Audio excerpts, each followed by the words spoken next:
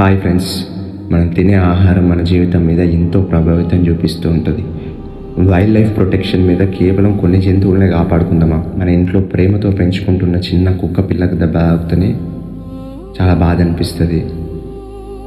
మరి ఎన్నో జంతువులకి ఎంతో హింస కలిగిస్తున్నాం. మన నోటి రుచి కోసం ఇంకో జంతువు బలి కావాల్సిన అవసరం లేదు కదా. ఒక్కసారి ఆలోచిద్దాం. భూమి మీద జరిగే ఎన్నో వైపరీత్యాలకు కారణం జీవహింసనే. సరికాని ఆహారాన్ని, ఆ హింసతో కూడిన ఆహారాన్ని మనం తీసుకున్నప్పుడు హింసా ప్రవృత్తి పెరగడం, నెగిటివ్ ఆలోచనలు రావడం, ఉద్రేకాలు చెలరేగిపోవడం, దీనివల్ల ప్రశాంతత లేకుండా గొడవలు, దుఃఖము, బాధలు ఇలా ఎక్కువ అవుతూ ఉంటాయి.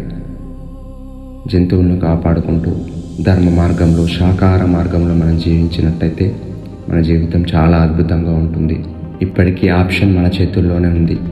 మనం ఏ మార్గం ఎంచుకోవాలో, హింసా మార్గమా, అహింసా మార్గమా, ధర్మ మార్గమా, అధర్మ మార్గమా, న్యాయ మార్గమా, అన్యాయ మార్గమా?